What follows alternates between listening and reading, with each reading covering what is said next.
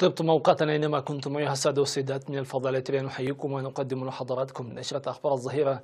استهلوا معكم أنا عبد الله محمد علي بالعناوين.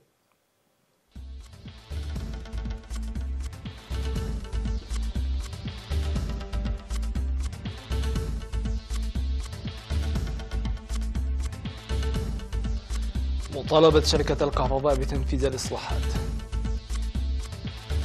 دورة تدريبية في نظام المعلومات الجغرافية. تقييم التعليم في الإقليم الجنوبي. الهند تقير على جماعة متشددة في باكستان. الرئيس الإيراني يرفض استقالة وزير خارجيته جواد ظريف. وأمطار وعواصف في جزيرة كويت اليونانية.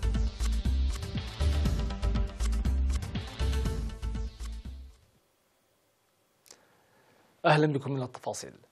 طلب متلقو الخدمات الكهربائية بالإقليم الأوسط شركة الكهرباء لتنفيذ تعهدها لإصلاح العمل بإدخال أسلوب قراءة المستهلك للعداد ودفع التعرفة المستحقة لتلافي مشكلة تراكم المستحقات المالية عليهم. وقال متلقو خدمات الكهرباء أن الشركة لا تقوم بتحصيل مستحقاتها في أوانه كما كان سابقا، وهو ما يعرضهم لمصاعب مالية لتراكم الديون، داعين لتنفيذ عاجل للبرنامج الذي وضعته لإصلاح المشكلة.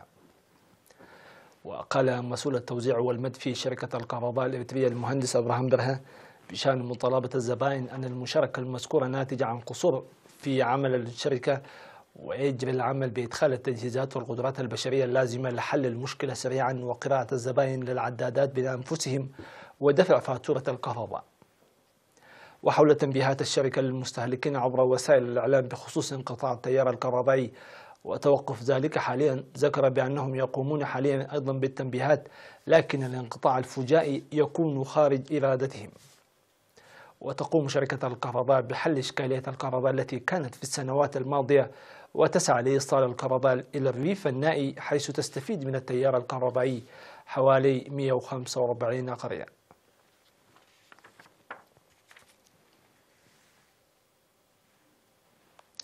تلقى 30 من أعضاء وزارة الزراعة دورة تدريبية ل10 أيام حول إدارة نظام المعلومات الجغرافية، وشمل التدريب الأول لنظام المعلومات الجغرافية تجميع المعلومات وتحليل المعلومات وإعداد الخرائط. وأوضح المدير العام لقسم التنويع الزراعي السيد حرية اسكودون بشأن أهمية الدورة التدريبية أن نظام المعلومات الجغرافية مهم جدا في المجال الزراعي، وسيتم تأهيل الأعضاء من مستوى الإقليم إلى إدارات الضواحي. وأكد المشاركون في الدورة التدريبية على أهميتها، داعين إلى مواصلة مثل هذه الدورات للتوسع أيضا في نفس المجال. وقال وزير الزراعة السيد رفاعين برهة بعد تقديم الشهادات للمشاركين أن نظام المعلومات الدقيق يعتبر أساس التخطيط الجيد، وله دور كبير لوضع البرامج ومتابعتها وإعداد تقارير دقيقة. ودعا المشاركين في الدورة لإثراء الدراسة المقدمة بالقراءة والعمل التطبيقي.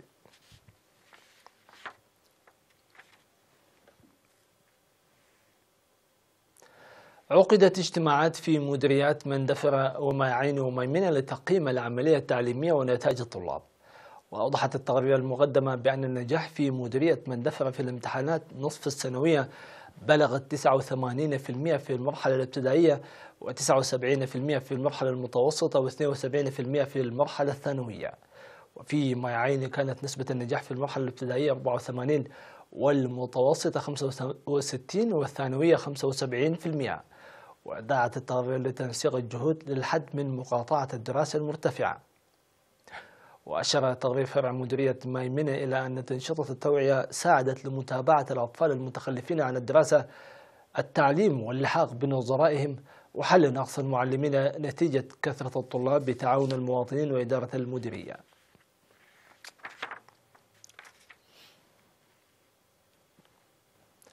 يقوم سكان مدينة نقفة بأنشطة نفير لنظافة بيئتهم وضمان الصحة العامة.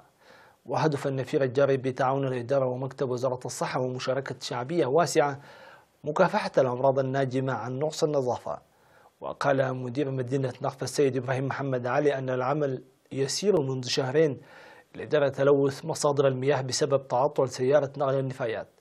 وأكد على تنامي وعي السكان بأهمية النظافة، غير أن مواصلة أنشطة التوعية ضرورية، داعيا السكان لعدم رمي النفايات في الأنحاء وضمان نظافة محيطهم.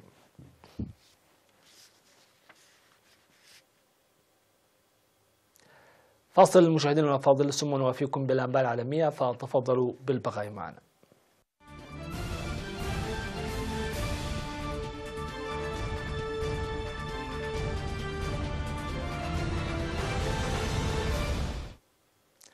أهلا بكم من جديد.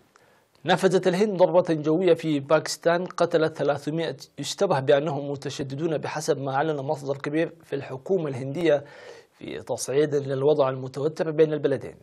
وقالت الهند أن ضرباتها الجوية التي نفذتها داخل باكستان أسفرت عن مقتل عدد كبير من المتشددين من جيش محمد.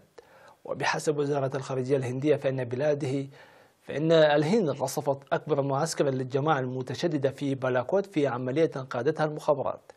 من جهته قال الجيش الباكستاني أن طائرات عسكرية هندية دخلت الأراضي الباكستانية في منطقة كشمير المتنازع عليها وأفرغت شحنة بعدما دفعت باكستان بطائراتها صوبها، لكن ذلك لم يسبب أي خسائر بشرية أو مادية. من جهته قال وزير الخارجية الباكستاني الشاه محمود قريشي أنه ينبغي على الهند إعمال العقل بشكل أكبر، وحذر قريشي الهند من تحدي باكستان.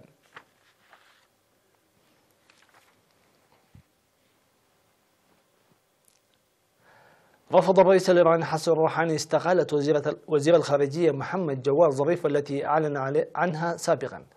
وكان نواب بارزون في البرلمان الإيراني طالبوا روحاني برفض استقالة ظريف. ولعب الظريف دورا رئيسيا في المفاوضات التي توجت عام 2015 باتفاق حول الملف النووي لبلاده مع القوى الكبرى الذي أصبح مهددا بعد انسحاب الولايات المتحدة منه، ويقود جهودا دبلوماسية لإنقاذه في الوقت الذي تسببت عقوبات جديدة بمصائب اقتصادية لإيران. لكن ظريف يواجه ضغوطا هائلة من المتشددين في إيران والذين لم يتفقوا معه ولم يثقوا به في مفاوضاته مع الغرب. قال التلفزيون الرسمي أن السلطات اليونانية عثرت على جثة مزارع في جزيرة كريت الواقعة في بحر إيجا بعد أيام من البرد والأمطار الغزيرة والعواصف.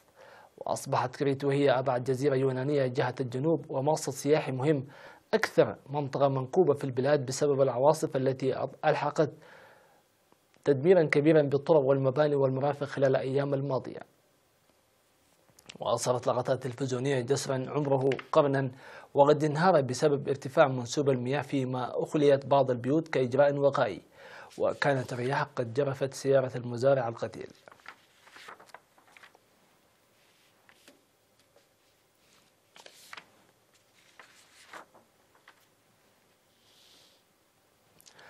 طغت التصاميم التي تتمتع بالمرونة والقابلية للطي على مستقبل الهواتف الذكية هذا الأسبوع، حيث ركز المصنعون على تصاميم جديدة في مسعى لإخراج السوق من حالة الرتابة والتشابه بين الأجهزة وإنعاش المبيعات على هامش المؤتمر العالمي للهواتف المحمولة في برشلونة. ويحاول مصنعو الهواتف الذكية الابتكار لإقناع المستهلكين بتحديث هواتفهم التي تفي بالفعل بأغلب احتياجاتهم في مسعى لإنعاش المبيعات الآخذة في الهبوط. وتبنت سامسونج نهجا معاكسا لهواوي بوضع شاشاتها القابلة للطي داخل جهازها مع تزويده بشاشة أصغر من الخارج عند الاستخدام عندما يكون الجهاز مطويا. وتقول شركة الأبحاث غارتنر أن سوق الهواتف المحمولة تراجعت 1% في 2018، لكنها تتوقع نموا بنسبة 1.6% في 2019 مدعوما بدورات الإحلال في أضخم الأسواق وأكثرها تشبعا وهي الصين والولايات المتحدة وأوروبا.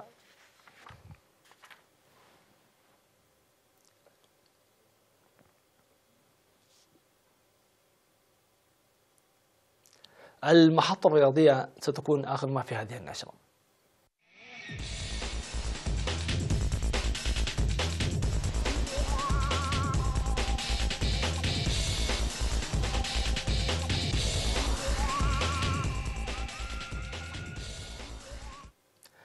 بعد تتويجه بالمرحلة الثانية عاد الدراجة الإتري مرهو قدوس مجددا ليبسط سيطرته وينتزع لقب المرحلة الثالثة ضمن طواف الران الدولي للدراجات الهوائية التي أقيمت يوم الثلاثاء لمسافة 213 كيلومتر. وقطع المحترف الإريتري في فريق أستانا العالمي مسافة المرحلة في ظرف زمني قدره 5 ساعات و21 دقيقة و15 ثانية بمعدل سرعة وسط بلغ 39.8 كيلومتر في الساعة الواحدة. وعلى منوال المرحلة السالفة أظهر مرهو قدوس قدرات فائقة في مرحلة هي الأطول والأصعب ليجهز على بقية المتسابقين في الكيلومترات الأخيرة ويتفوق على أغرب منافسيه الدراجة الفنلندي رين ترامي وذلك بفارق 15 ثانية. وكان أفضل ترتيب لدراجي منتخبنا الوطني الذي يقوده في هذا الاستحقاق المدرب موسى عسيل هو المركز السادس وذهب لهنوك مولبرهان، بينما تبوأ سيراك تصفم على المركز ال11 ويقود دبساي على المركز ال25 في حين جاء مخسب دبساي بالمركز ال34 وبنيام قرماي بالمركز ال55. وعلى ضوء هذه النتائج حافظ مرهو قدوس على ريادته للترتيب العام بفارق 17 ثانية أمام صاحب المركز الثاني في حين جاء هينوك مولبرهان بالمركز الثامن في هذه الفئة. وفي ترتيب الفرق يقبع منتخبنا الوطني الرابع بفارق 15 دقيقة عن المتصدر فريق أستانا الكازاخي.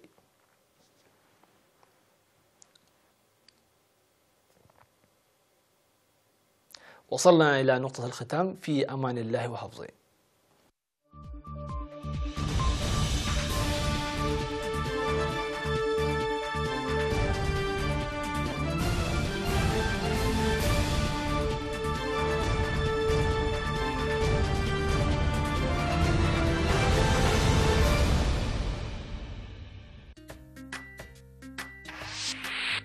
دكتورات أبستري زمدا بزي استفلالي زعبطات بملعال حبرة السب نبعك منا كي كده كاب استفلالي تعنا تأكسر استات مويا ومخرن حبري تنزرخ بولو وترو أب ساعات زي بغطتا زفنو نايت عنا مدابيوم حتى يمريتهم زهلوكم بغطتا تساتفتنا يزمدا بزي كم تخونوا عبديمنا كنحبر نفتهم عجيب مثال لحالة بقى أنزقت الهامي كنا فحن خبديك والحن كنا خلقنا نقلوا وش كم يتقول كنت حاشة مرمراتات أنتم زخون مرمرات تزبروا له قريبو ما تسيئوا انتايو كنا انتايو ناي التراساوند مرمرا قبر خل قال أهل توساخ قبر سلازان لا تملالسه أب حد معلبه بتصحك خلانو زغبركم تقاتلتي دقيمنا زي دكتورات أبستودي حمام بروسولوسس ببروسيلا استبالة هواس زمت حمام كوينو كاب انسسا نابسب زمحالف حمامي حمام شكر تفلالي عينات هالو قدامي عينات حمام شكر كلا عينات حمام شكر زبهلالو زي دكتورات أبستودي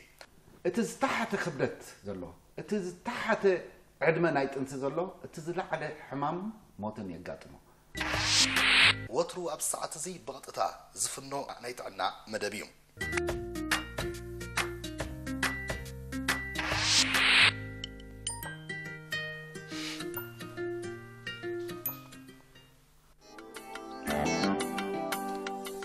هذا حقاو لوا نبلو انتي رقاحيتات زمالة هل مزب حفشاو بحرنا إلى بوا تتحايز زمت انتايو كاب حدا نلعلو زخونو السبات أب حدا إلى بوا سنة تتقرني فم لبوا قبرو تسيفلاو حقنا أيفكرني حدا جزاز تش أقدم كاشيت كايو خلقها كم هلو جيرو نتجزا تقيسو دحرب لوبا نحدا ولادو وين حدا فتاوي يبين دحريلو إذا حج ختكبر زي كألنا جريو.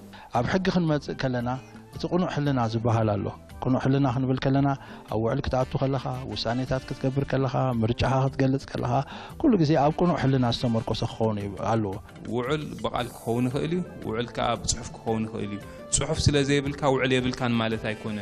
أتيز بس أحزن الله سنونا وعل كبحال انت دعوينه وتم توعلت وجنات نزي في التعاوم زي نزي في قعدهم زي زجلسون بتي زعتوا وعلاو بديتا خاء كقيادو مخانم زجلسون زتقبلون مخانو خاء أبو كجلس كقلالو وعل حقاو خون تدأخوينو توعلت وجنات وعل نخفتمو بقعت كلهم يقبل